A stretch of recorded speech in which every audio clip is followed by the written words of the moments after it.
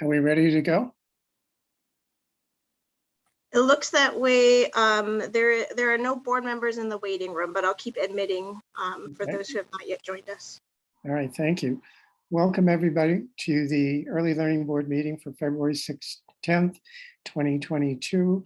We'll begin as we always do with a sharing of the mission. Erin, would you be willing to share the mission with us today, please? Sure thing. The Early Learning Board mission is to support children's academic and lifelong well-being by directing and supporting the EOEL for an effective, coordinated, high-quality early learning system from prenatal to kindergarten entry.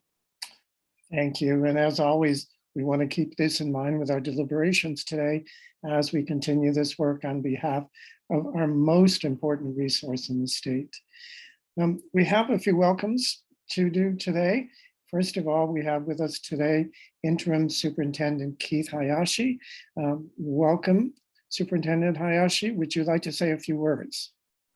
Aloha, Chair Peters. It's good to see you. And board members, I'm Keith Hayashi, Interim Superintendent for the Department of Education. Thank you very much for the opportunity to introduce myself. I recognize many of your names and faces as dedicated members of our early learning community, and I'm really excited and looking forward to being a part of this very important work. It's critical for the early learning community and the department to work collaboratively, and I'm very much committed to that. I know the importance of this work cannot be overstated. I know that we have a collective goal and responsibility to nurture and strengthen a connected and seamless journey for all our keiki from birth into our K-12 system and beyond. Instead of addressing learning gaps amongst our youngest learners, I hope to work toward ensuring that there is no gap in the first place, because all our children in the state of Hawaii will have the opportunity to access high quality early childhood education. To do that, we need to partner to align our approach so that all children benefit from the resources provided in our communities and respective agencies. I'd like to thank Complex Area Superintendent Bob Davis for representing the DOE's voice and support as part of this group. I look forward to introducing Complex Area Superintendent Rochelle Mahoy at our future meeting. Kaz Mahoy will be representing the department moving forward. She oversees a diverse portfolio of schools in the Farrington, Kaiser, Kalani complex areas on Oahu. Thank you very much for all that you do. And I look forward to working with each and every one of you in ensuring that we address the needs of all of our children in the state of Hawaii. So thank you for the opportunity to introduce myself. And I look forward to getting to know each and every one of you a lot better. Mahalo. Thank you, Superintendent Hayashi. We hope that you'll be able to join us from time to time, knowing how busy your schedule is. We've appreciated Bob's service over the years he's been with us, and certainly we'll welcome Rochelle with open arms when she's able to join us. Thank you. We also have one other, not a new member of the board, but our Deputy AG, Mike Azuma, is here for his first official meeting today. Mike, would you like to introduce yourselves to us? Sure, thank you. Good afternoon, board members and Chair Peters. My name is Mike Azuma. I'm one of the newer education deputy AGs. I have a background in autism behavioral health. I was the autism BHS for the DOE for just about one school year. And then I decided to pursue law. And then I was at the prosecutor's office for about 5 years. And then I found my way here, back to education. So I look forward to answering questions, serving the board.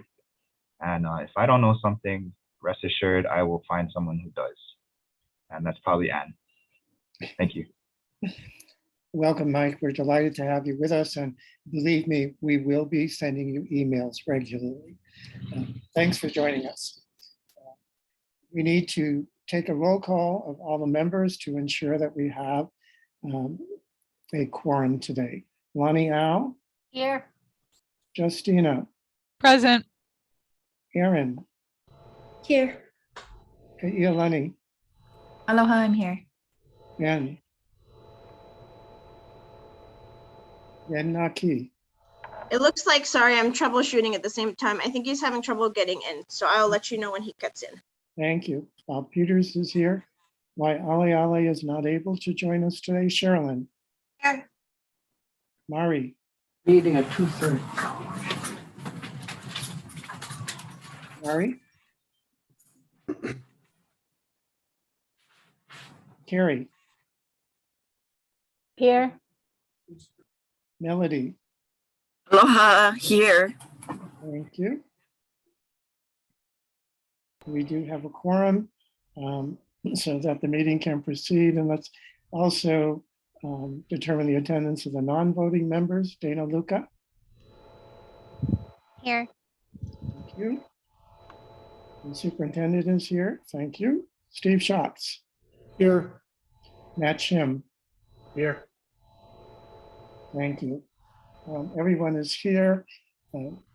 Teopu, is there anything you want to add information-wise with regard to this Zoom meeting? Nothing out of the ordinary. We'll continue with the protocols we've been using.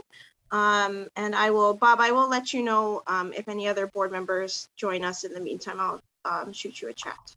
Okay, thank you, Teopu.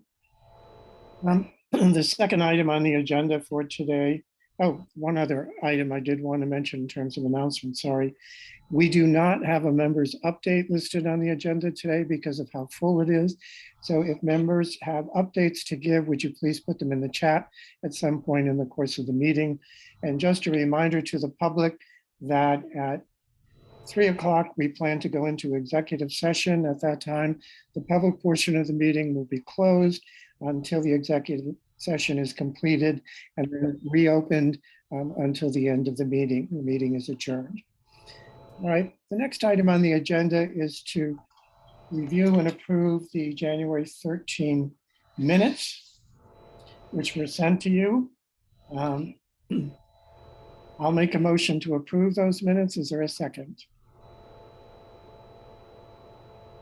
Hi, Barb, I'll second. Thank you, Carrie. The minutes have been, motion has been made to approve and seconded the minutes of the January 13th meeting as presented. Is there any discussion?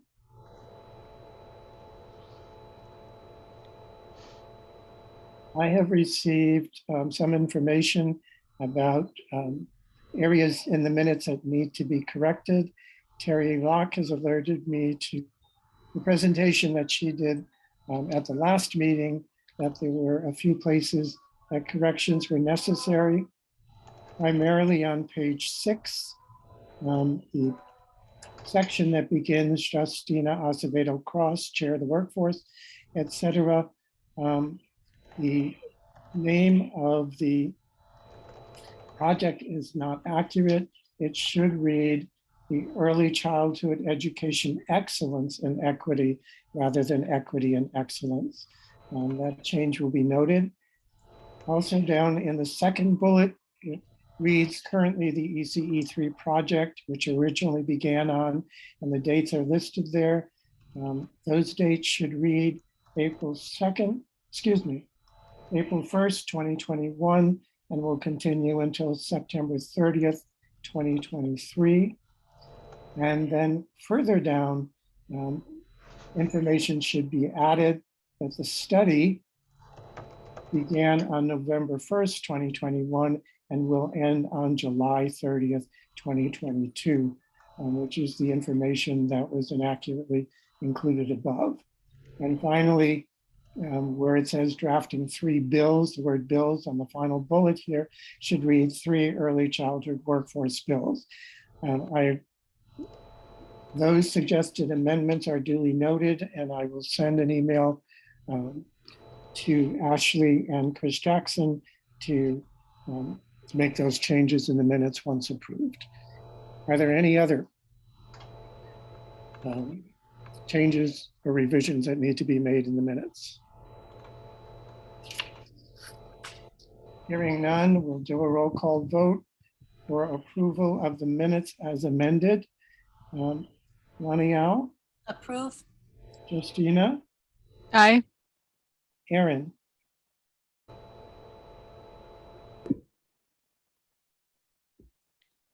Erin? Sorry, technical issues here. Okay, thank you. Okay, Iolani? Aye. Dan, has he been able to join us? Yep, I'm here. I approve. Thank you, Ben. Peters approves. My Ali is absent. Sherilyn? Aye. Mari, has she joined us? I can see her. Carrie Aye. and Melody. Approve. The minutes are approved as amended and shall be posted with those amendments. Thank you, everyone. Now move to the public comment portion of the meeting, and a reminder that comments are limited to 3 minutes per speaker and need to be related to the agenda as presented. Is there any public comment? Yes, Bob, we have one currently, Kaina Bonacorsi. Kaina, if you can unmute yourself and go ahead.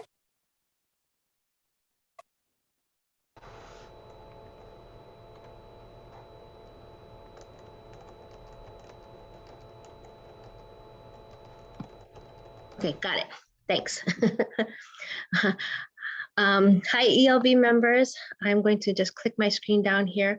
My name is Kaina Bonacorsi, and I am in support and speaking on behalf of SB 2038, and would like to urge the ELB members to also support SB 2038. I am currently and have held the position of the Maui County Early Childhood Resource Coordinator for 14 years now. I have been involved with the various iterations of what is now the Early Learning Board since I started in the position, and it was a task force working on Act 259. It is essential representation from the counties as part of the Early Learning Board, to have representation from the counties as part of the Early Learning Board makeup. Amongst other things, county representation can serve as a valuable conduit to provide information and perspective, as well as to distribute information. County representation on the ELB can help the board recognize each county's unique needs, strengths, and impact could have, as well as address the needs and strengths that we have as a state. It is my belief that including the county representation provides an opportunity for better informed decision-making. Maui County has supported an early childhood resource coordinator position for over 20 years. Until 2 years ago, Maui County was able to recommend me through my position for a seat on the ELB appointed by the Hawaii County of Mayors. For the last 2 years, that seat has remained empty. It is critical as we support a statewide system for childcare that there be neighbor island and more specifically county participation and input in ELB matters and decision-making. I believe giving each mayor the autonomy to appoint someone in an ELB position will better connect the counties and the state around early childhood matters. While I am grateful that the county representation is included through a single seat, it was a challenge to genuinely represent and distribute relevant information to each of the counties effectively. I believe that the addition of seats will not only provide equity, but also contributions from across the state. I understand that there may be concerns raised regarding the overall number of seats that will be created for the board. I urge consideration for the following should that concern arise. The capacity and participation through various work groups seems to be stretched. Having additional persons can add to the productivity of these work groups. Allowing each mayor to appoint someone to the position creates the opportunity for the ELB to be better connected to the local government, AKA each mayor. If the mayors change, so can their appointment to the ELB. If a mayor feels that their designee is not connecting them with enough representation and well enough, they can change the person. Previously, comments have been made that having representation from one of the seats being a neighbor island, per se, like the Head Start seat or the any of the seats, is sufficient. I have a different perspective in that it is important that the individual each mayor appoints has knowledge and representation of the breadth of the early childhood system, prenatal to kindergarten entry, as it relates to the geography. Thank you for allowing me this time to speak on SB 2038. I would like to encourage members to take action that would support SB 2038. Thank you, Kaina. Keopu, do we have someone else? We have one other, Linda Elento. If you'd like to unmute and go ahead. Oh, thank you. I'm Linda Elento. I am a parent. I've met a few of you here on the meeting here. I wasn't aware of the meeting until I was just looking through some of the testimonies and some of the information that I found online at the Capitol. I also wanted to bring up a bill, and it's regarding the IDEA, Individuals with Disabilities Education Act, and early intervention and the special ed preschool. I wanted to ask you, today the Senate is hearing one of the bills. It's SB 2748, and it should probably come on after your executive meeting because it's last on the agenda, and it starts at 3 o'clock. It'll be heard by the Senate Health and Human Services Committee. It's been joint referred.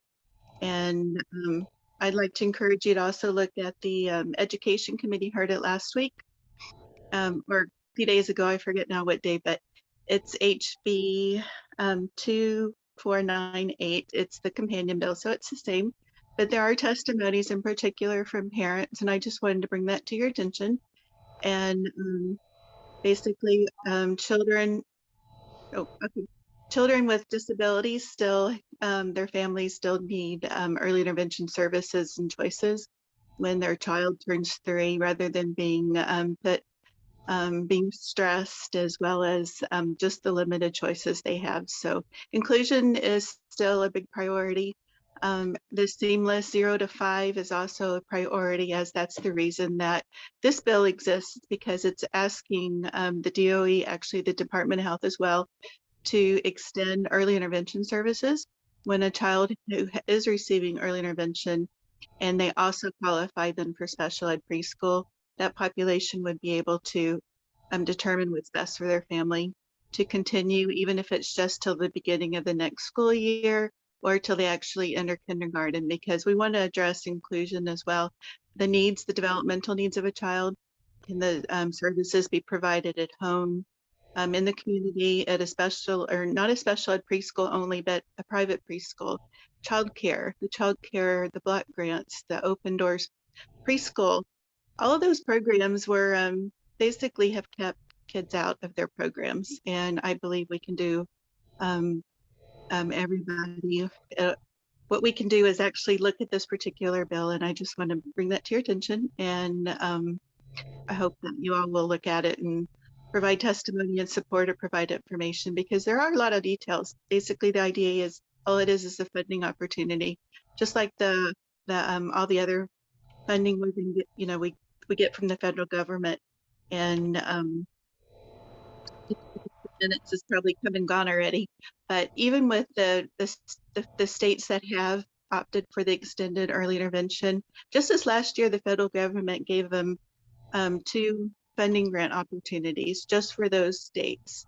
So there's more money out there, especially with the pandemic, all these extra opportunities for money, specifically for this targeted group of people, because it's needed, especially here in our state. So thank you. If you have any questions, you can see my testimony online as well, or look me up on the internet. Thank you for your testimony. Anyone else in the queue? No, sorry, I had no, there is not, Bob. Okay, thank you. We appreciate the public comments. They give us much to think about. Thank you. The next item on the agenda is the Executive Office on Early Learning Updates. We received a written copy of the updates. Colleen, I'll turn to you, and then you can turn it over to staff, because I know you have other obligations today. Thank you, Bob. I'm going to turn it over to Jordina, our Government Affairs Specialist, to share the bills and update the board on the bills that pertain to early learning. And I'm going to be attending the hearings this afternoon. Thank you, Jordina. So as we discussed at the last board meeting, when the bill introduction deadline occurred, we extrapolated all of the bills that were introduced for this session and took out the bills that pertain to the field or to the Executive Office on Early Learning specifically. So the document that Bob had sent over with the agenda, the ELB bills to consider for the 2022 legislative session, has a list of some of those bills. So I'm not going to review them extensively because there are some of the main points on the document, but I do want to go over a quick synopsis of some of them. So of course we have the supplemental state executive budget bills, so HB number 1600, SB number 2176. So this is a supplemental budget that's submitted by the governor. It does maintain our base budget of a little over $7.1 million. It also does include the appropriation ceiling request that was approved by ELB a few months ago for $100,000 for the Early Childhood Educator Stipend Fund. There is also a bill, HB number 1939, which will be heard today at 2 p.m. This bill has appropriations and for funding and for 2 FTE permanent position counts for 2 positions within EOEL to assist with expanding EOEL's internal capacity. There are also a few teacher compensation bills aimed at addressing teacher shortages. There's a few differences between them, but essentially the goal is to address recruitment and retention issues that teachers are currently facing, and that EOEL public pre-kindergarten teachers may be included in some of those provisions. Related to childcare and early learning support, there's quite a few variety of bills. So there are bills that would establish and appropriate funds for an early childcare worker subsidy pilot program. I do believe this bill was discussed last board meeting. I believe Terry and Justina might have done that or a quick update on that. But there's also an appropriation to the Hawaii Early Childhood Educator Stipend Fund for the purpose of the stipend program. The Senate version was heard, and I believe the House version hearing is today as well. There's also a few bills related to data collection for early childhood programs for the purpose of DHS Early Childhood Workforce Registry. There's also a bill that would increase conveyance tax on real property values, and some of those funds would be paid into the Early Learning Special Fund, as well as appropriations to the Preschool Open Doors Special Fund.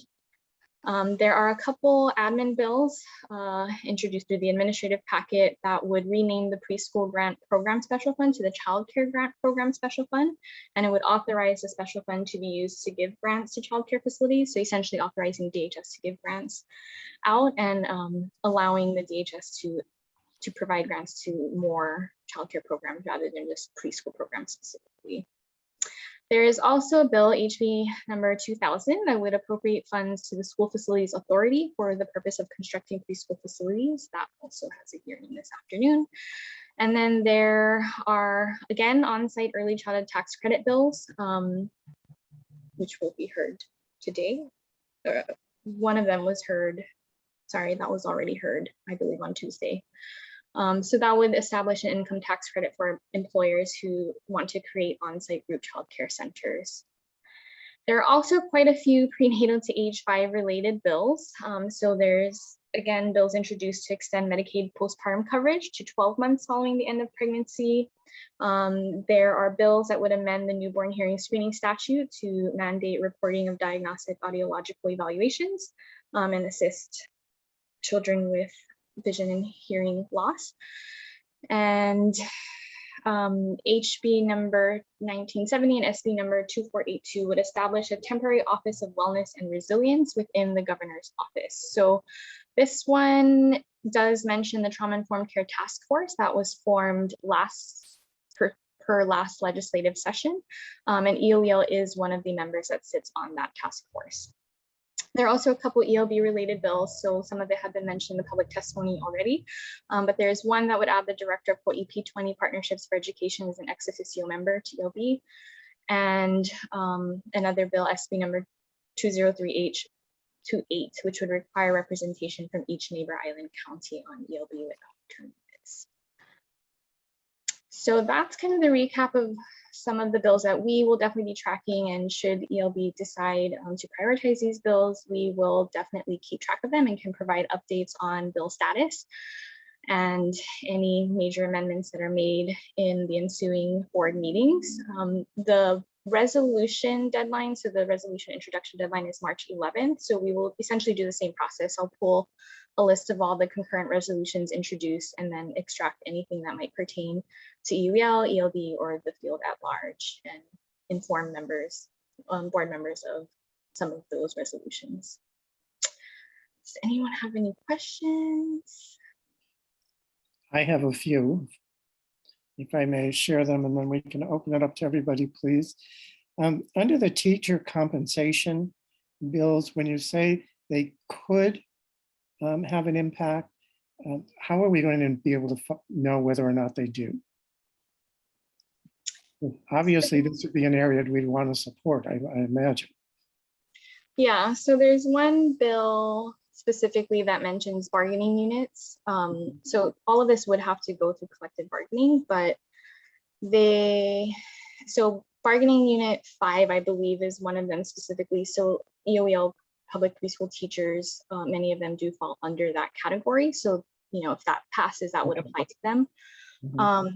There's also another bill that would start, I believe, some type of modernization project. I'm sorry, I can't recall the super specifics of it, but it's focusing on addressing recruitment and retention issues in rural areas or hard to reach areas and you know, places that are difficult to staff. So many of our EOEL public pre-K programs have that difficulty in rural areas particularly, so they may fall under that bill as well. Yeah. Also, under SB 2702, the conveyance tax on real property, does the bill restrict the usage of the funds that go to the early learning special fund, or does it allow the EOEL to really make that determination?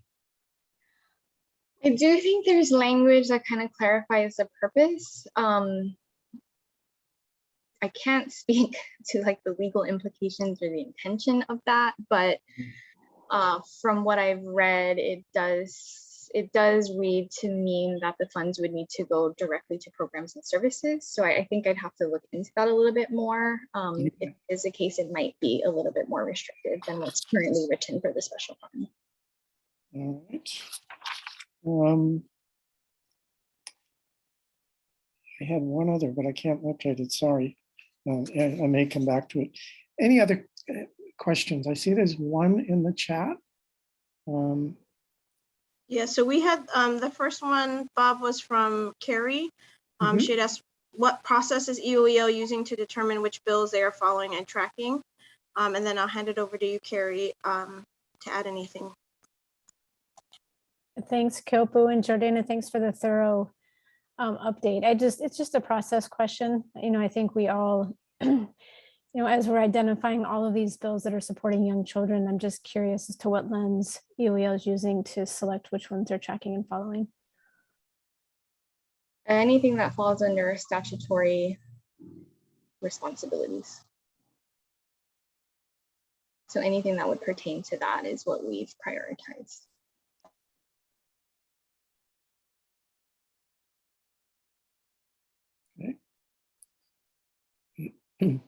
Justina? Next we have Justina. Mine was a question about intent, and I don't know if you have any more info you could shine on it. It's for HB 2000, and it really uses the language of preschool. I wondered if you had any sense of if it meant more broadly for licensed childcare, or was it specific around preschool facilities? I interpret it to mean public preschool facilities because I'm not entirely sure that state funds could be used for the purpose of private programs because of the Constitution. Okay, thank you. Is there anyone else, Kyopu? No one else currently in the queue, no. Okay, then I do know what the other question I had was on the HB 2193 and SB 2700 on the specific information. What value is going to be derived, do you know, from the collection of that information? I do not. So because it is DHS that would be the department tasked with this, we are deferred, our testimony deferred to the Department of Human Services. I believe we supported the intention that, you know, we want to make sure we are collecting data, especially for the purpose of informing good policy and good policy practices. But what the implications are of that, feasibility for implementation purposes, we defer to DHS. Okay. All right, are there any other questions before we, I want to share with you the way that the chair takes these bills and determines how to respond or not respond in testimony. But before we do that, I want to make sure that no one else has any questions for Jordana.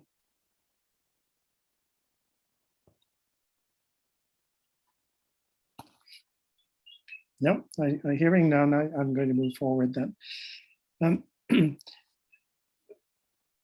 The policy that, or the approach that we have been following since we became a governing board builds off the advocacy policy, which many of you were here for or may recall from the Early Learning Advisory Board.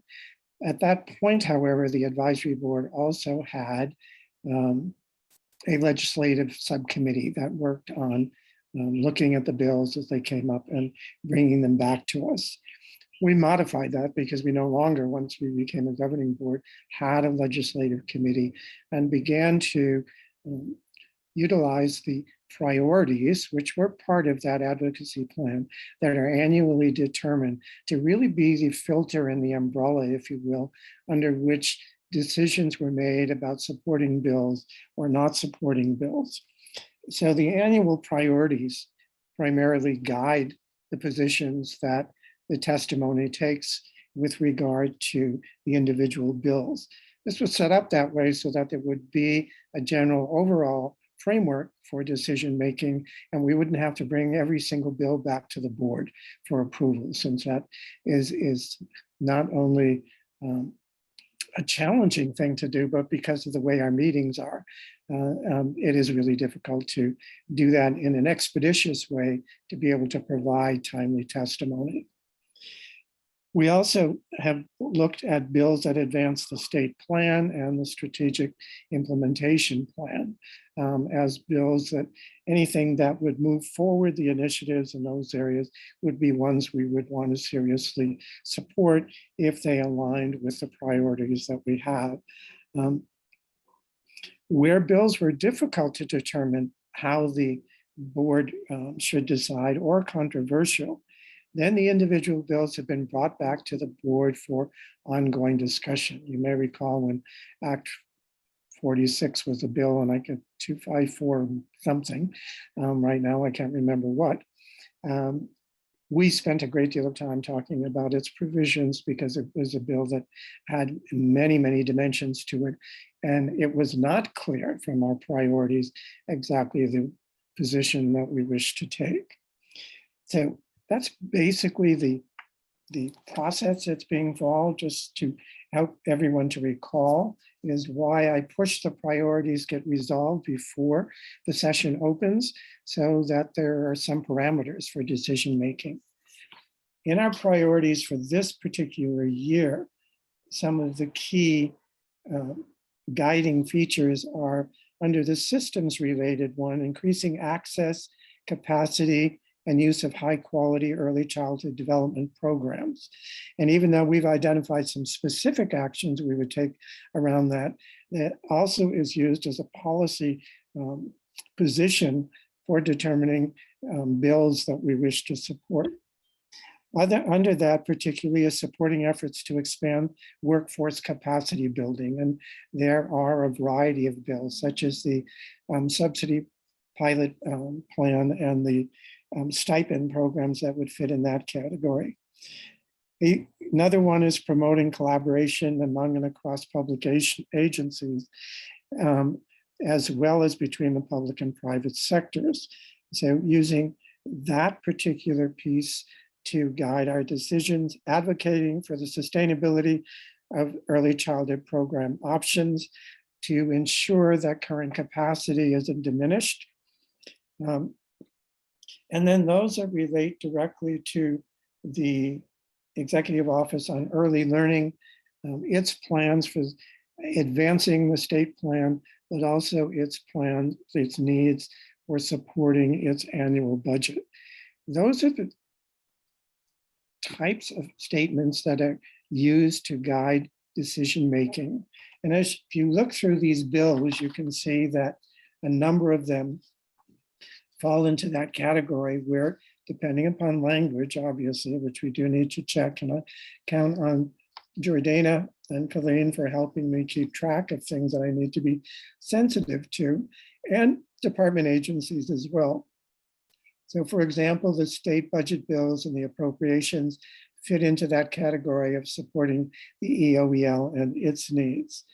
The system priority on capacity building, if you look under some of the childcare and early learning supports like HB 1940 or 1582, 2701, are other examples of that particular item. Or the expansion efforts that are in some of the bills, such as support of preschool open doors or funding. Those are all the ways in which the decisions are made to determine the bills that we will be supporting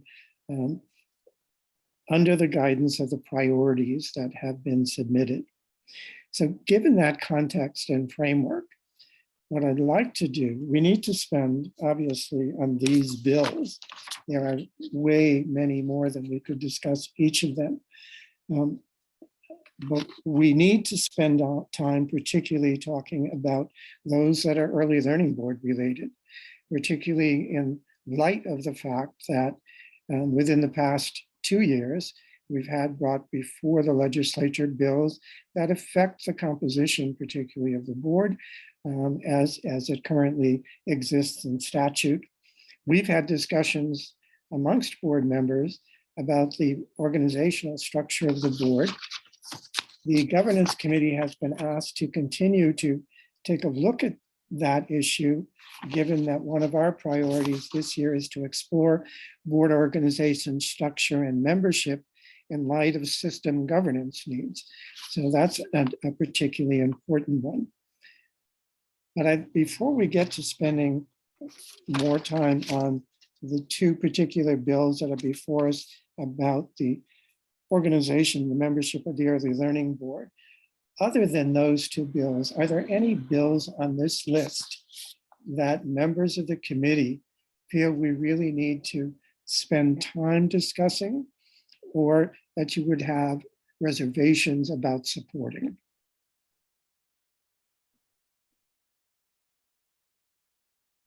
Or ones you want to be sure we do support? That's another way to look at this.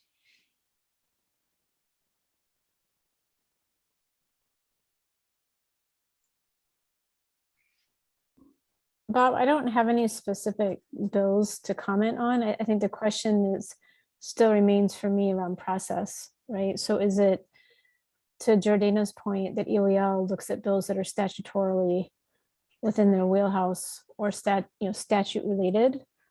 There's a lot of other bills that would help improve our system. And so I think the question for me moving forward, we don't have to deal with this today, is, how can ELB provide more of a voice at the legislature in advocating for the systems change work that we want to see happen?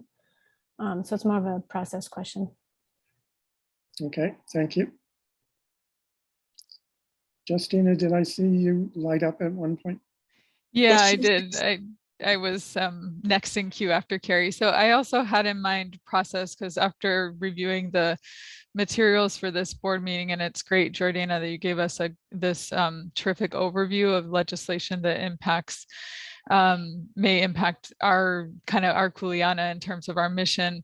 And it's a lot to digest. I mean, at least in my recent memory, it feels like more bills than we've had sort of related to our area and than we've had in a while. So one of my thoughts or suggestions, especially because when I looked at this item, it's really just for information and for questions. And so it's not decision making. It is a question about process. I like, Bob, how you're looking at using our ELB priorities that we've agreed on as a lens we can use to think through the bill. And my suggestion, I guess, for the group is, could we hold a special meeting as ELB to go over a full slate of these these pieces of legislation and decide are there ones that we really want to support, and use that framework, use the priorities as a guide for that. But it may address maybe some of Carrie's pieces if there's other, maybe there's something that's not necessarily on that on the initial rundown, and should we consider those? So it would give ELB members a chance to essentially bring a slate to the table and say, here's the legislation that ELB could support as a board. You know, I'd like to add to that too, that I think we need to step back and really redefine, revisit the way we approach this, so that we don't find ourselves stumbling when there is this much legislation that's sitting before us. One codicil, I'm fine with the suggestion of, personally, I'm fine with the suggestion of having a meeting where we really do look at the individual bills that we have on our list in particular. But there is one codicil that I would like to bring up, and that is there is a capacity issue here as well, given the way we currently are functioning. It is the chair who assumes a responsibility for designing the testimony with the guidance that's provided. I appreciate Jordana's help and input on information. However, if we're really going to see this many bills in the future, we need to also consider how can our resources be utilized in order for us to be able to effectively respond to this many, if we wish to do so, and to expand perhaps our purview as Carrie is recommending. That would I hope at some point, that doesn't need to be the most immediate discussion, but I hope we don't lose sight of that.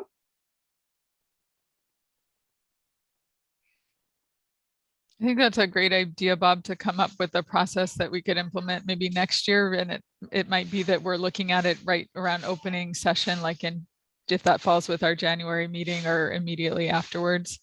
Could part of the, if people did like the idea of doing a special meeting, could part of that special meeting be the discussion about how do we have the capacity to, put in the testimony or essentially do the work of the support for the bills? Just because I guess I know what's probably running through your head, Bob. You've tended to draft all the testimony for ELB. So I think we should take that responsibility to figure out like, how could we, if we're going to support a bigger number of bills, how do we provide that support?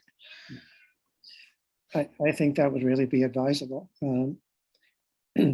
Yes, I certainly would be amenable to having that conversation, assuming there's adequate time for us to do that. If not in that meeting, certainly before the next session. We need to make some decisions around that. Bob, can I ask a question, or Sure. sort of half question, half thought? One is like, not everything is, of course, about the board. Some of it might be more administrative. So like, in the case of the DOE, as an example, the superintendent doesn't check with the board on policy matters or testimony. They just develop their own position. Same with at UH, except when it refers in particular. I mean, obviously the stuff about membership of ELB is a different thing, but other early learning stuff, we shouldn't assume it's always the early learning board's responsibility to opine. At some point, when we have a permanent director, we should probably empower that person to take the marching orders in the direction and not check in on I would, it's going to be at least 50% of the stuff. Thanks, Steve. Any other comments about either Jordana's suggestion, Steve's comments with regard to this list?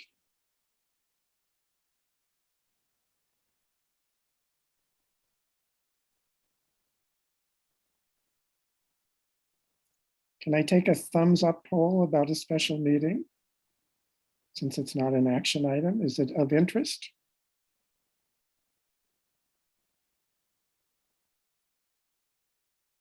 Okay, thank you. I will pursue that as a possibility for us to think about. So let's spend some time. We have only until 2:25 because of the nature of this agenda. Let's spend some time looking at the two bills that are specifically related to the Early Learning Board, HB 1562 and SB 2827, which would add the director of HP 20 Partnerships for Education as an ex officio member to the board, and SB number 2038, which would require representation from each neighbor island county on ELB without term limits. Both of those bills are before us. Just to let you know that yesterday they were heard, and today in the Senate, today they are being heard both. No, maybe only one of them is being heard in the House, if I remember correctly. I have submitted testimony on behalf of the Early Learning Board, indicating that the Early Learning Board has not had a chance to take a position on either of these two bills, because they were made public after our last January meeting, that we would have them on the agenda for conversation today, and that hopefully I would be able to share a better sense of the board's wishes or feelings about each of these bills. Yesterday at the hearing, the chair of the Senate Education Committee did ask me if we had ever discussed the organization of the board, or whether we intended to do so. I shared with her that it was one of our priorities. She also raised the issue of the size of the board, and with these two particular bills, and asked for an opinion about whether that was advisable. I did not give an opinion, but indicated that I'm sure that that would be a focus of some of the conversation that we might have as a board. She then deferred indefinitely both bills, as I understand it, at the end of the session. So obviously today we don't know what's going to happen in the House, but that gives you some context of where things stand. We need to have this be a really serious conversation and probably take more time than we have today, but we at least can open up to people's views and ideas, thoughts they have with regard to either of these two bills that we may want people to consider.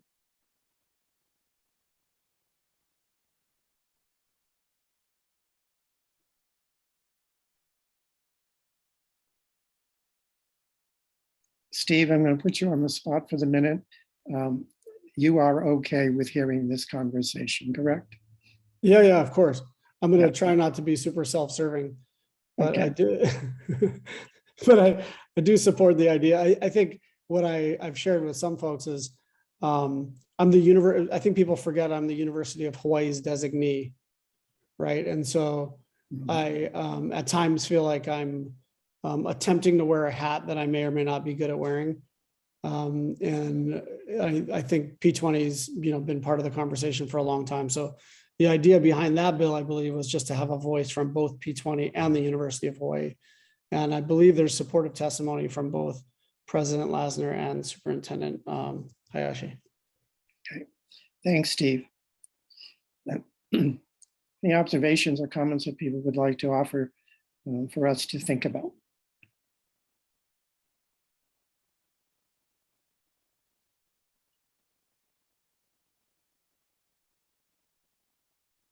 A clarifying question about SB 1562. Is it adding in P20, or is it replacing the president of UHSC, or is it it's an additional member, as I recall, correct? Yeah, and non-voting. Okay, non-voting. Okay. It's sort of treating P20 as another government entity, like a non-voting ex officio member, like DHS and DOE and everyone else.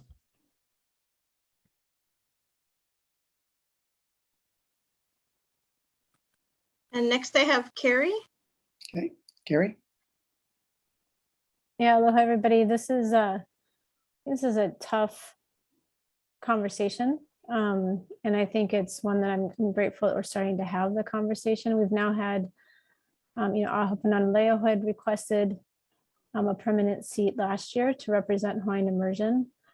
And now we have P20 and then counties. And so I think really thinking critically through our structure and what's the criteria for being a permanent member is an important conversation. I mean, for me personally, county makes sense to me.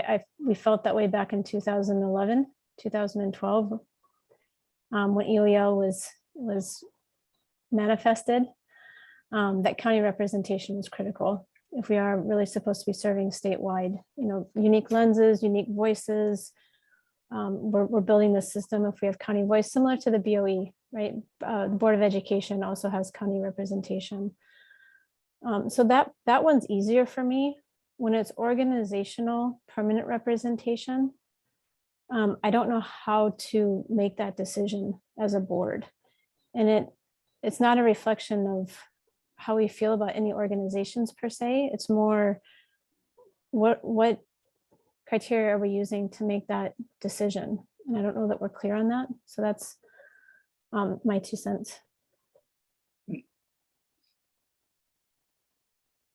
And the other interesting thing for me is the voting and the non-voting, how that gets determined and who gets to vote and how many permanent members we have on the board that are non-voting. And so what does that mean? So I just think there's a lot of big questions. Yeah, the non-voting piece, I think, is pretty straightforward, Carrie, because that's no public agency can have authority over another public agency. That's why this position and the others can't have it, at least as the law stands right now. But how many of our members are permanent members? A lot of them are public. No, we have, oh yes, we do, and some of them are voting. That's true. Yeah. That's a different issue.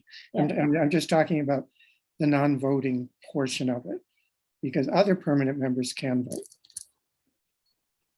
Right, I think we had others in the queue. Next we have Justina. Okay. Yeah, I'll try and be brief so others can jump in too. I also, I guess the bills kind of got ahead of us being able to have the conversation as ELB about the composition. We had identified it as a need that we had last year, especially with the bills coming up in last ledge session. So I think the challenge is we're not going to be able to have that conversation. So I am struggling a little bit with how to think about these additional positions. I guess I did have a question for Steve that could help me, which is, does University of Hawaii and P20 serve on other boards or commissions in this kind of concurrent status? Or I'm just curious about the design of it. That would help me. Let me think about that. You mean does the University of Hawaii serve on something that P20 also serves on? Teacher Education Coordinating Council, P20 Council, that might not count. I can't think of anything else, but like UH itself is so big, right, that there's often representation from University of Hawaii system and maybe, the College of Ed or CTAR or CRDG. So it's not uncommon to have sort of UH president, because remember, this is the president of the university. And then, you could have, College of Ed, theoretically, College of Ed would be a good voice, right, at the table. So I hope that answers.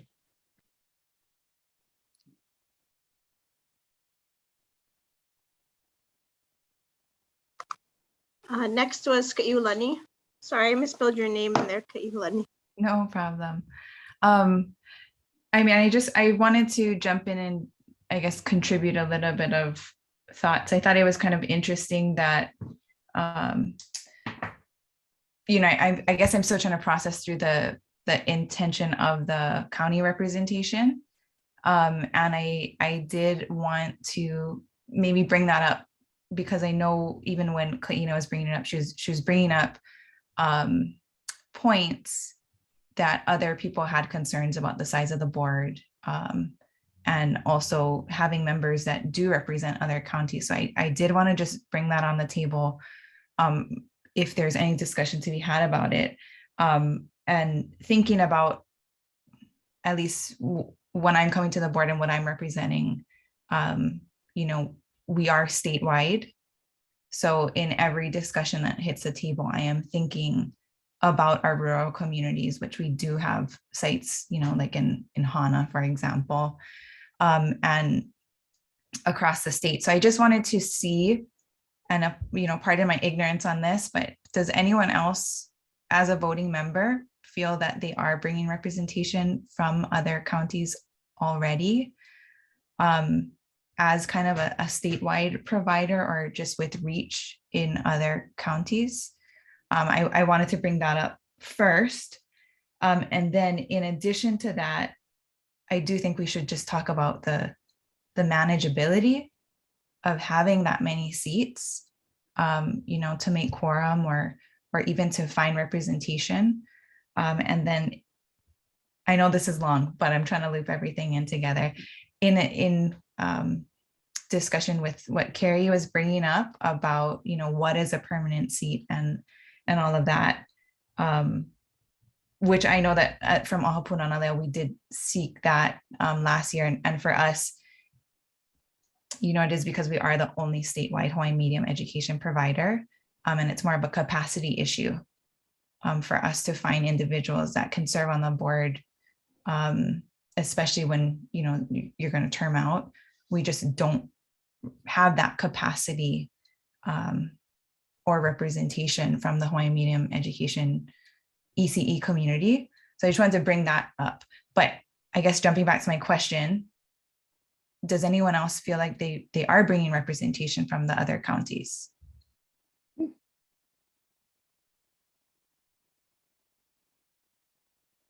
I do, from the independent schools, because it's statewide. You know, I would guess that others as well do. I hadn't thought about it that way though before, so that raises some interesting things about how I perceive the role. Okay, mahalo nui. That I just wanted to kind of add you. some thoughts to that. Mahalo. We're getting close to the end, so let's move quickly through the others. Next we have Melody. Go ahead, Melody. Thank you, Iulani, for bringing that up. But I think one thing that was coming to my mind was systems. So originally our representation represented early care and learning systems, settings that were statewide and systems that impact the overall system. And so I think there are a lot of organizations out there that participate in a non-member role and provide feedback. But as far as a board is concerned, I'm thinking that we really are looking at systems and how systems impact the larger system. And that's why I feel like county representation has always been important, because they are a system within their space, their islands and their spaces, and they impact the larger system, however they make their decisions. So I just wanted to throw that out there. It is systems impacting the larger system.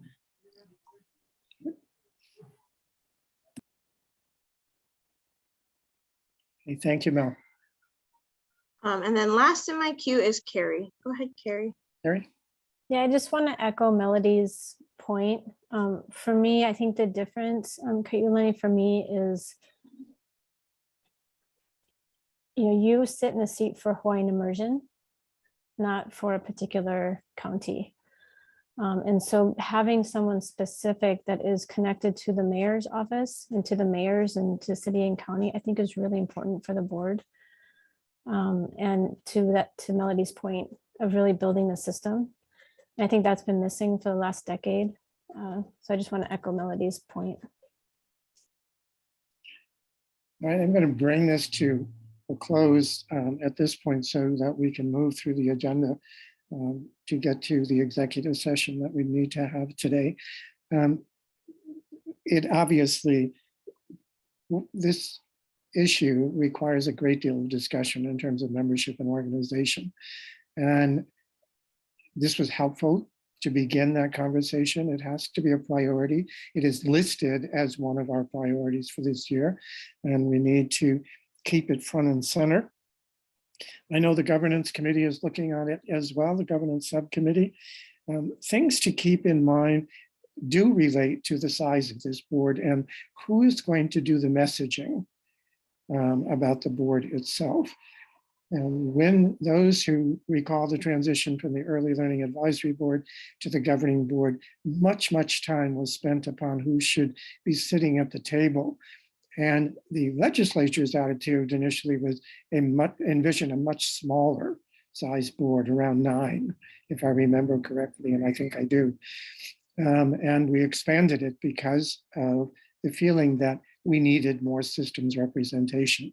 So some criteria really need to be established for who needs to be sitting on this board, particularly at this stage of its development, and whose voices need to be heard.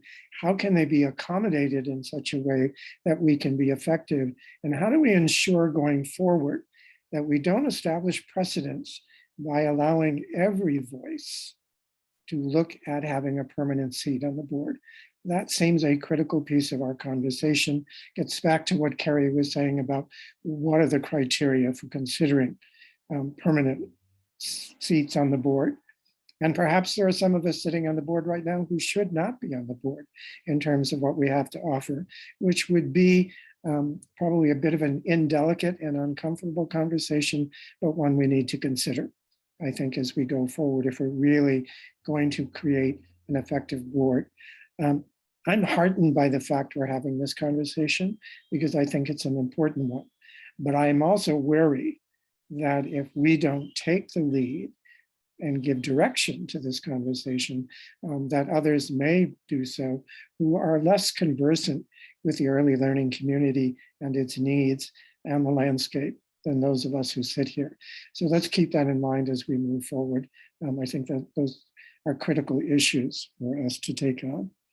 Thank you, everyone, for the conversation. We'll move to the subcommittee reports. And the first one is from Capacity and Resources. Sherilyn and Erin have been doing some work and some additional thinking. They have a proposal they want to share with us. We won't take action today, but we will plan on taking action in the future. So Sherilyn, Erin, I turn it over to you. Hey everyone, you know that at the last meeting that we had, Alohi was able to provide reports on the strategic implementation, well, actually the state early childhood plan, and along with that, the different SIPs for the PDGB5 grant. And one of the outcomes of that was that it was a lot of information and it was a lot to process in our early learning board meeting twice a year. And it was brought up that it would be helpful if Alohi was able to talk about it with perhaps a subcommittee, and then that committee would bring back, would be the liaison really to bring challenges, to bring some form of short reporting spread out throughout the year in order to provide extra resources and support in helping whatever that item is in the SIP that needs support, and to bring challenges and ideas together. And so the Capacity and Resources team met and had an in-depth conversation about it. And we also talked about, you remember last year when we, the board approved having a strategic implementation, an SIP subcommittee, and that was not filled. It was approved, but it was not filled, and we really haven't seen any action taken since then. That document was sent in the documents for today's meeting. I think it was dated in January 2021. So the CNR committee took that and then also, trying to think about what we discussed last month about how do we move forward on that? Is the SIP committee going to be filled? How can we help EOEL and Alohi keep the plan moving forward and be able to bring back reports and seek feedback and support for moving it forward? So the Capacity and Resources team recommends that the SIP subcommittee actually be filled. I don't know when, I guess as soon as possible. And that would allow the Capacity and Resources team to continue to focus on the beyond pre-K. And I'm just going to say that very generally. And that basically just means anything outside of the EOEL pre-K program. So we're talking about, birth through 3 and even 3 to 5 outside of the pre-K program. But however, we also realize that we still need to do the work of the state plan now, even before the subcommittee starts. We also have the Act 46 coordinator position, out there, and that will eventually be filled. And that coordinator is really in charge of helping, expand the classrooms. And so is directly related to the, what is it called? AMR, Access to More Resources Strategic Implementation Plan, specifically. So we thought that in the meantime, until the Act 46 coordinator is hired and the SIP committee is formed and the roster is full, the CNR committee could hold space for Alohi and the EOEL to bring back monthly challenges or successes on the SIP plans and just really be a holding space for discussion. And then we would go ahead and report to you anything that needs to be highlighted or requests from EOEL and until the SIP committee roster is full. So that is our recommendation. It's like Bob said, it's not something we're voting on, but that's our report. Erin, did I miss anything? No, I think you covered it perfectly. Thank you, Sherilyn, for representing us. May I add 2 things? Okay, one is that what a stop really to the SIP subcommittee was the question, actually, Sherilyn, that you raised about the capacity of the board to handle it, if I remember correctly. And at that point, it also incorporated much more of the Act 46 implementation efforts as well. And we went off to speak with the chair of finance and the chair of the education in the House committee. They recommended that we, or at least approved of our request to recommend the creation of a position of coordinator and then the filling of it with funding, which was passed with Act 210. And this strategic implementation subcommittee that we approved to exist, not in this fashion. It does not have these elements in it. This is built around a report that Lauren sent to the board after our approval, but never did anything about it. So we have a ghost committee. It exists in our minutes, but it has no people. And what I hear Sherilyn and Erin's recommending is that we stand up this committee. We make what's before you the charter of this committee and its responsibilities, and we have it move forward to assume the responsibilities that are built in here. Have I got that right? Yes, that was perfect, Bob. Okay. Just want to be sure that, we didn't just let it drop. We went in another direction at one point. So what would you like from the board at this point? I think for us, we would like to know what the board thinks. There is the capacity issue. Do we have enough members on the ELB to even be on another subcommittee? And this is a big one. There's 6 plans, and you heard Alohi, there's, I don't know, 30 something objectives, something crazy like that. So yeah, it's a capacity issue, and just like to hear everyone's thoughts. And the Act 46 coordinator is really about one plan, not all 6. So Okay. just thinking about that.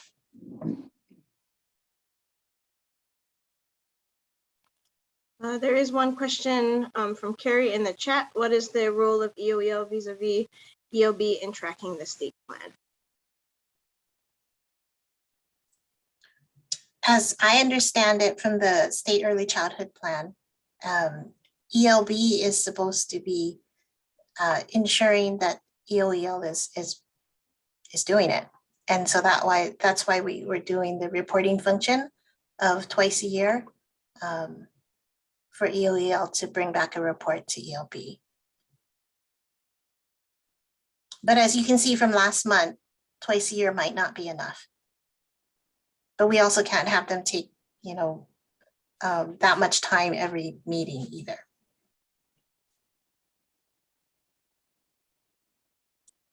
I think one more thing to add regarding this is that the ELB had agreed to be a champion in one of the SIPs, and I think that we're hoping that this SIP committee would be able to kind of push that forward, because it appears that maybe we are not moving on that portion as well as we could be. So that's the first item on the recommendation that was brought up as well in our committee meeting.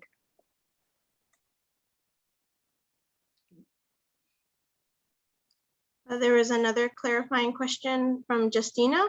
The plan for this subcommittee would oversee all 6 SIPs. Question mark, sorry. I didn't end that in a question mark.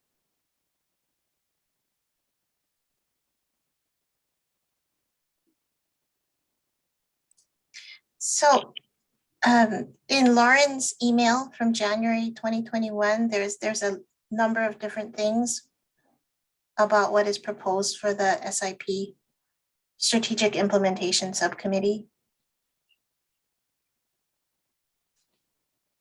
And it wouldn't be all 6. Sorry, Sherilyn. I read the document, and I think that's what you're referring to, but I still wasn't clear on the scope that this is proposing.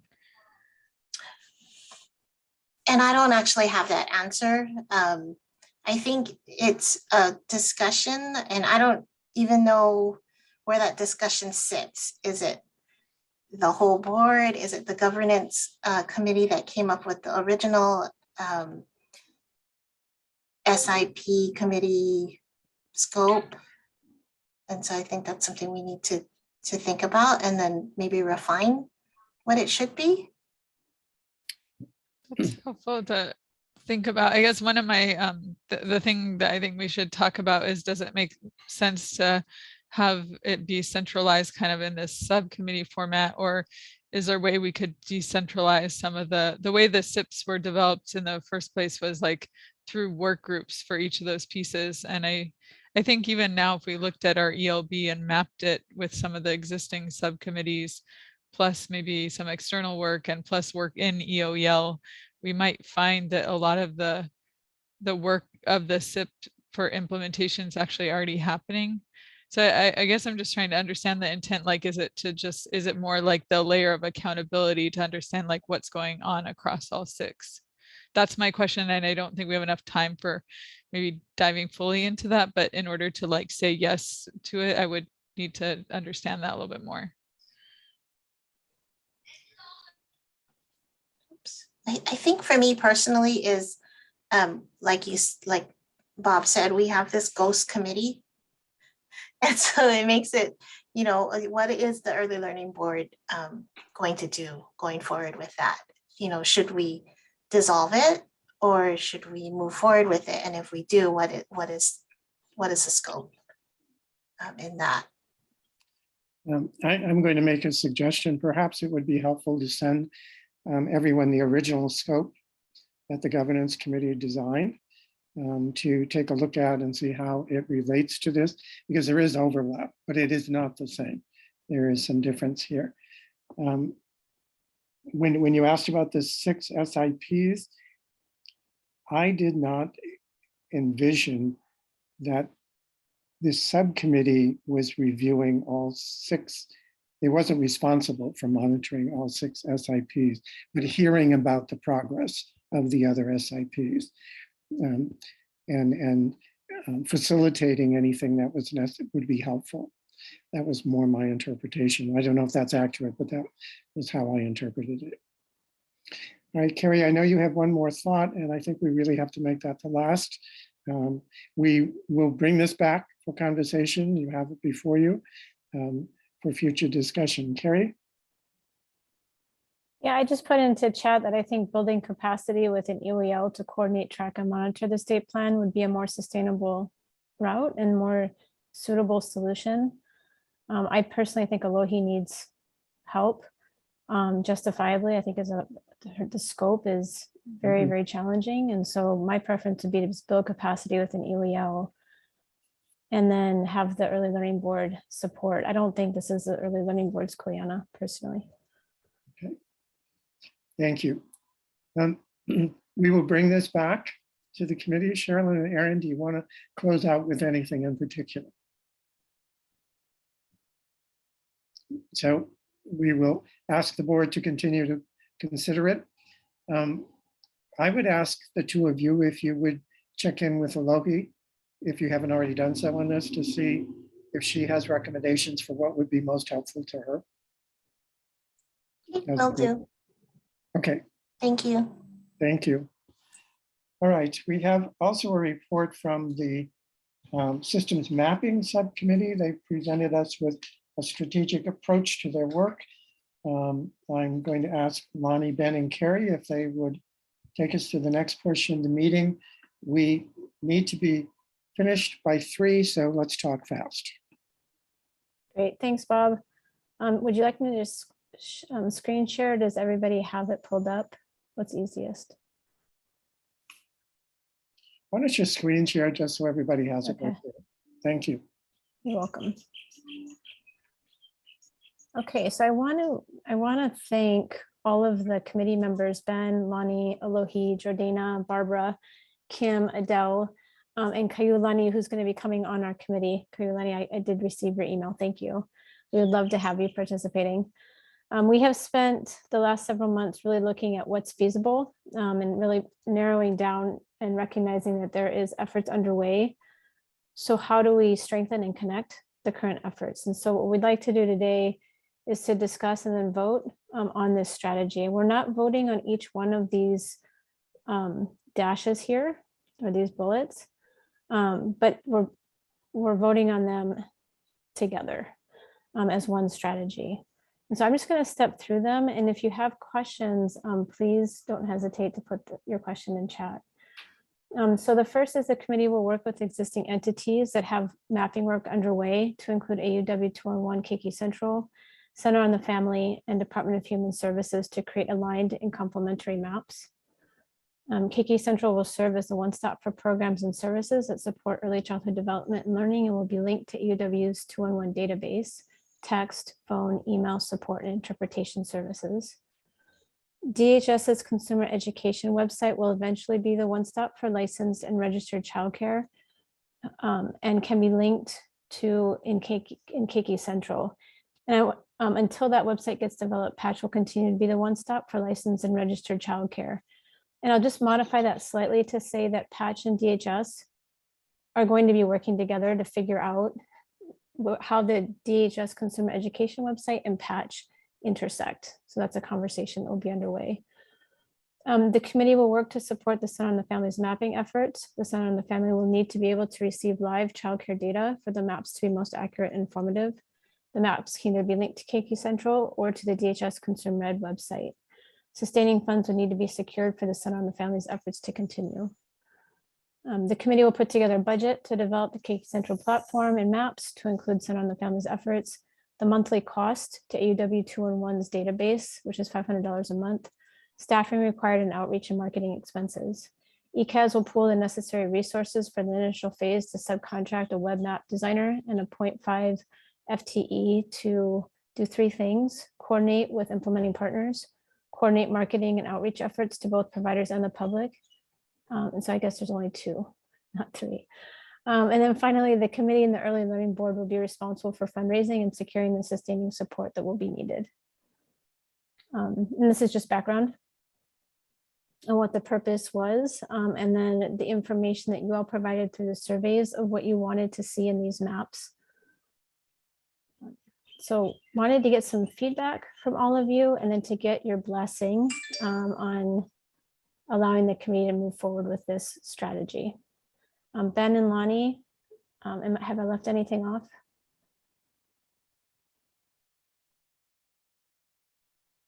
No, I think you covered everything, Carrie. Thanks, Ben. Thanks, Carrie. Carrie, would you make an official motion? Sure. I'll make a motion to approve the EL mapping subcommittee strategy for building out the maps for 2022. Is there a second? A second, Bob. Thank you, Lonnie. The motion has been made and seconded to approve the systems mapping strategy presented before you to build out the systems map.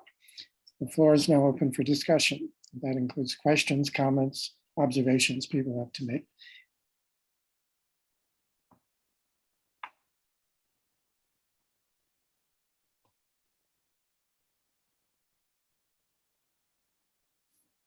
Carrie, have you folks made any estimate about the amount of money that would need to be raised?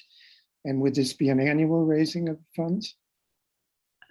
We have not made an estimate yet. We're getting those numbers right now. We do have right now $40,000 already committed from funders, which is fantastic given that we don't really have a budget yet. But the initial cost is going to be most expensive up front. It's going to be the design costs. And I know that the Center on the Families maps are the most expensive. And so we really need to figure out an affordable model moving forward and what the maintenance costs would be. And then the other thing we discovered that AUW 2-in-1 does not have any marketing and outreach funds at all available. So we would have to do all of our marketing, for KK Central and 2-in-1 ourselves. Mm-hmm. So that's an ongoing cost. So I would say upfront is the design costs, and that's a lot of technical design. And then we would need outreach and then smaller FTE. I mean, I think a 0.5 FTE is still doable moving forward. Okay. Are there other comments or questions? I have a question, Bob. Yeah. Mel. So sustainability has always been an issue for these kinds of projects. Mm-hmm. And I wasn't sure. I was trying to read through where would this live? So if it's KK Central, it will live attached to AUW 2-in-1. So how it is now, and the reason that AUW 2-in-1 was selected, several years ago, Melody, to your point, is that it does provide the text, the calling, like we can use all of AUW 2-in-1 staff for all of that high touch that families need when they call, or even providers need when they call for the supports. And so we wanted to make sure that we had database support paid for, interpretation support paid for, text, email, call. So that's a bulk of the cost. The mapping costs are actually not that expensive. So it's making sure we're leveraging what we currently have underway. And staffing, I think it's a good question. I think the committee felt that 0.5 is probably fine for maintenance and that overseeing the outreach. And so I think it would just be a 0.5. I don't know where that person would live. It could be AUW 2-in-1. For the short run, we would contract, Early Childhood Action Strategy would contract, because they would be the entity that would be pooling the funds and then doing a subcontract to get that work underway. I think to Sherilyn's point, one thing the committees recognize is we can't do the work. None of us can actually do the work. So we really need to be contracting with folks that can do the work. Carrie, I really like the strategy that you've designed. I think it really makes a great deal of sense. I am wary, however, without knowing what we're committing ourselves to from a funding perspective at this point. That makes me a little bit uncomfortable because committee members don't remain the same over time either. And if we're going to do it, I'd like to have a better sense of what the commitment would be and some conversation within the board of how we might meet that commitment. It's exciting to have the seed money so that we could launch it. I mean, that's so helpful. And I really would like to see it become a possibility. I just am a little leery of committing the board yet. Bob, this is Lonnie. I was wondering if I could answer that. Sure. So we've kind of gone in a circular that without board buy-in, we can't do the work. And I really want to stress that this particular committee is so much more than the three of us. It's the people who are already doing it, would potentially do it. Barbara has been a fantastic resource.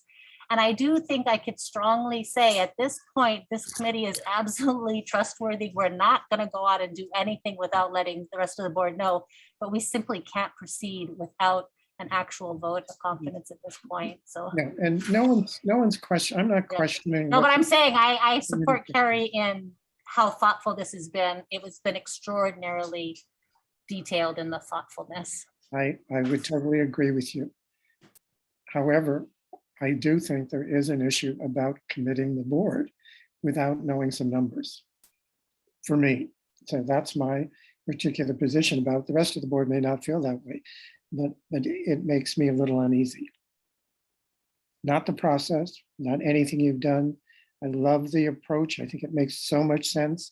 It's got all the right people involved. It just has a piece missing for me. There is a comment from Justina. Okay.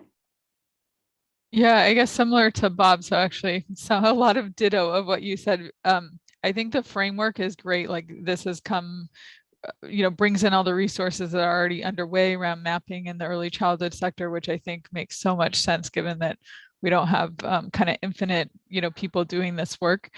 So I love the first 5 pieces of that framework that's proposed in it. And then I guess what I was wondering is if you could come back with the budget piece and say here, because the language in there does say that we're basically on the hook for raising the money as the board and as the committee. And if you come back with some kind of budget, I think we would all feel more comfortable about that piece. But maybe what we could do today is endorse the framework, which is really those first 5 bullet pieces. Yeah, thank you, Justine. I think even taking off that initial bullet around being on the hook for fundraising, we could do that. I think my concern is you all had wanted this by the end of June. And when we have to keep coming back to the board for approvals, it puts us off another month. Mm-hmm. And so, I think if the rest of the committee members that are on this call are okay with that, with the board moving forward without that one bullet of ELB being on the hook until they see a budget, I think that's a great suggestion. There was one question from Sherilyn. Okay, this will have to be the last question. Okay, so I'm just wondering about Patch.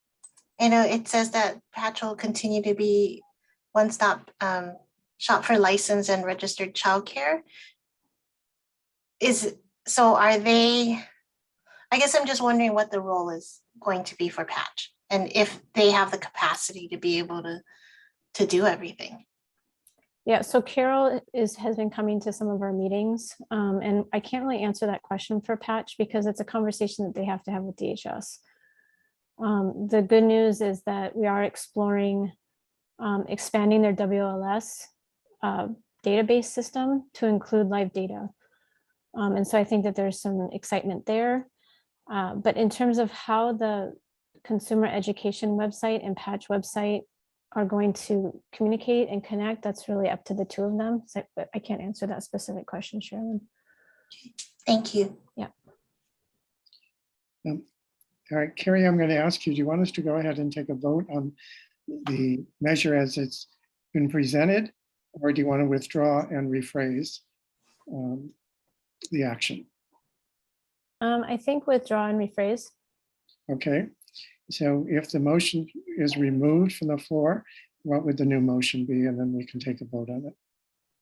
So the new motion is that the Early Learning Board support the Early Learning Mapping Committee to move forward with the proposed strategy to include the first 5 bullets underneath the strategy section. Okay, is Which there a wasn't very second? clean, but Okay, thanks. Is there a second? I second the motion. Thank you. Any discussion?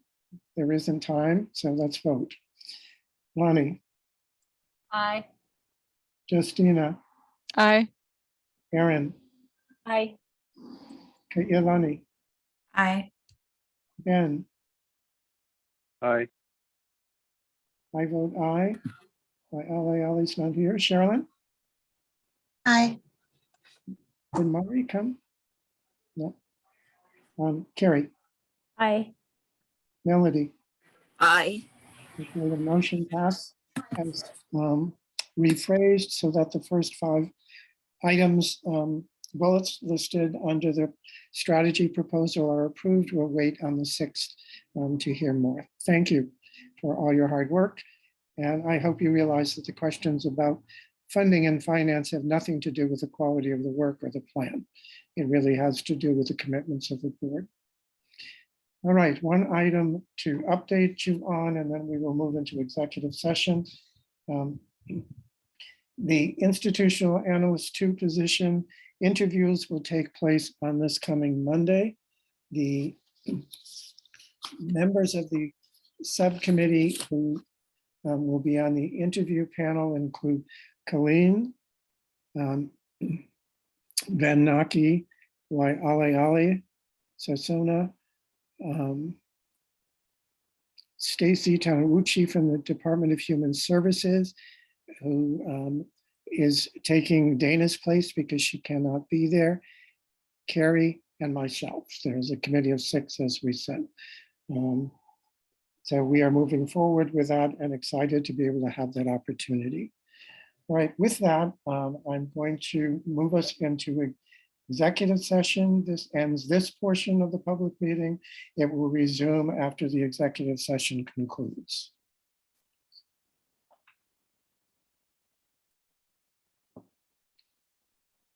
So just for everyone's awareness, folks who are not part of the board, I'm going to remove everyone to the waiting room. So if you'd like to wait until the board comes back from executive session, you're welcome to stay there. If you'd like to hop off and jump back on, you'll just be held in the waiting room until they are done. So if all the board members could please hold tight, and I will get moving with whomever's left. Thank you, Carol.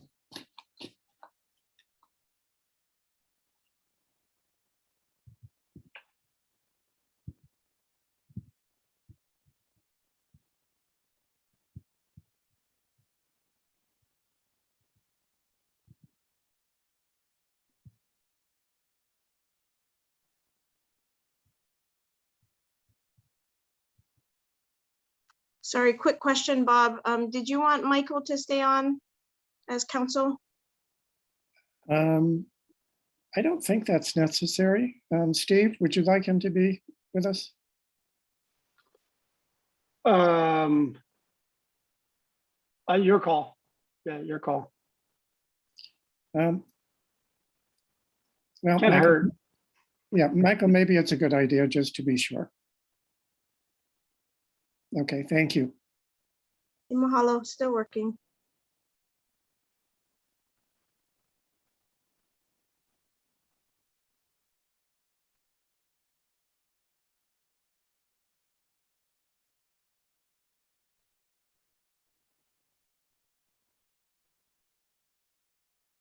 Okay, it looks like we have everyone. I'm going to stop the recording, or pause the recording, I should say. The public meeting is reopened. I will do the last item on the agenda, which is to review the outcomes and then closing. the outcomes that I have for this particular meeting is that there is interest among board members to convene a special meeting to discuss the specific bills that were shared. There is also related to that a commitment to spending some time revisiting our legislative advocacy approach to see what might be most effective and to have a protocol in place before the next session, but to begin the conversations now. A priority that we really need to bring to the fore in order for the board to be able to share the narrative is around the board composition and its organization. We know the governance committee is working on that, but we need to have greater focus in the committee. The Capacity and Resources Committee make a recommendation to us today, shared it. We are to consider it and it will be brought back for action at the next meeting to see whether or not we stand up the strategic implementation plan subcommittee. The systems mapping group had approval from the board of 5 of its bullets and a request from the board to bring back a budget and issues around how much we would need to raise in order to sustain the strategies that have been proposed. Those are the outcomes I have for this meeting. Following the executive session meeting today, we will be canvassing the board for a time to set up a formal public meeting to hear the candidates' presentations. Now, the final thing we have for today is Carrie had to leave early, but she sent me the quotation, which she was going to introduce as, given that we are in the legislative session, quote, political and social change is always a stagger step process. 1 step forward, 2 steps back. They want you to give up. Hal Sparks. Oh, that's kind of a, I don't know if I read that right. 1 step forward, 2 steps back. They want you to give up. We won't give up. No, we're going to keep moving forward. So thank you everyone for a really productive meeting. There was a lot on the agenda today. Particular thanks to the search committee for the extra work that they have done and for conducting the executive session. I want to thank the Capacity and Resources and the Systems Mapping Group for moving forward with their particular goals and giving us that much more to think about. Thank you all for your continued support of our children. And please feel free to weigh in on legislative bills. It's not just the chair who should be supporting these bills that we've talked about today. Stay healthy, everyone, and mahalo. Aloha.